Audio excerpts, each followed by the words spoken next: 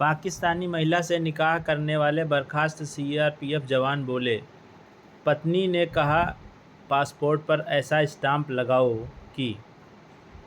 बताते चले कि सीआरपीएफ जवान मुनीर अहमद ने बताया कि मीनल उनके मामू की बेटी हैं और उनका निकाह बचपन में ही तय कर दिया गया था।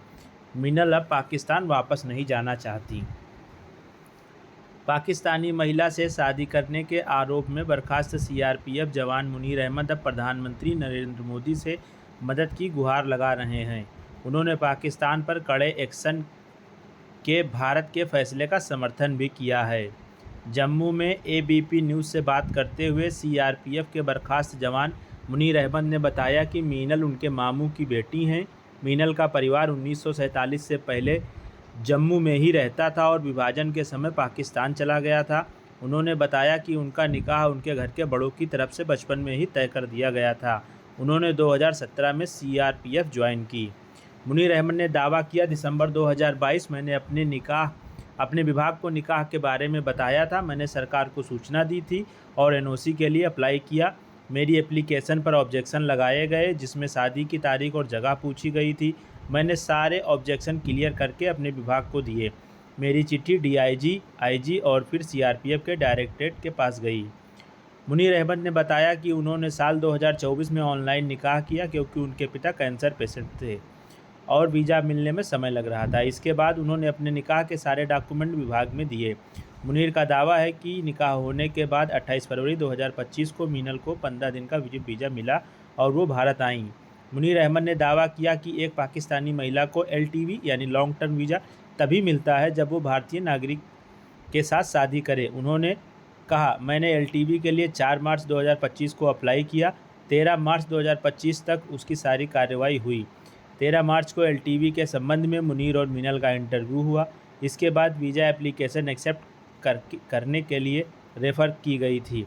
मुनीर का दावा है कि उन्होंने ये सारे दस्तावेज भी विभाग को दिए हैं।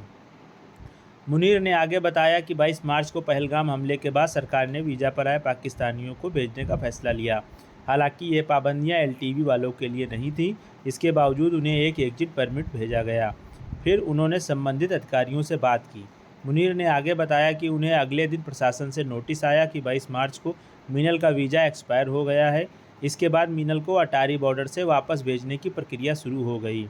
मुनीर ने बताया कि उन्होंने कोर्ट में अपील की और उनके पक्ष में फैसला आया और मीनल को भारत में रहने की अनुमति मिली। मुनीर ने दावा किया कि वो अपनी पत्नी मीनल को लेकर घर आ गए, लेकिन शनिवार 3 मई को उन्हें बर्खास्तगी का नोटिस मिला। मेरी बर्खास्तगी का कारण ये लिखा गया कि मैंने समय समय पर विभाग को नहीं लिखा। अब वो अपनी बर्खास्तगी के खिलाफ कोर्ट में जाएंगे। अपनी पत्नी के बारे में जिक्र करते हुए मुनीर ने बताया कि मीनल एलटीवी के बाद से परेशान है और उनके घर में दुख का माहौल है। मैंने छत्तीसगढ़ में, जम्मू कश्मीर में सेवा दी है। जब मैंने हर चीज़ को फॉलो किया तो मेरे साथ ऐसा क्यों हो रहा है। मुनीर के मुताबिक पहलगाम में जो हुआ उसको कोई बर्दाश्त नहीं कर सकता। वो इंसानियत नहीं, उसकी हर इंसान और हम भी निंदा करते हैं। मैं और कठोर एक्शन की मांग करता हूं ताकि भविष्य में सबको सबक मिले। जवान होने के नाते मुझे भी दर्द होता है। एक फ़ौजी होने के नाते मेरे अंदर कितना दर्द है। मैं भी पाकिस्तान पर प्रहार का समर्थन करता हूं। मुझे मौका मिले तो मैं भी एक्शन लूँगा। मुनीर ने आगे कहा, मीनल के बारे में आप सोच सकते हैं उसका क्या हाल होगा। वो वापस नहीं जाना चाहती है और उसने यहाँ तक कहा है कि मेरे पासपोर्ट पर ऐसी स्टांप लगाओ कि मैं ज़िंदगी भर पाकिस्तान जा सकूं, लेकिन मुझे मेरे पति से अलग ना किया जा सके। धन्यवाद।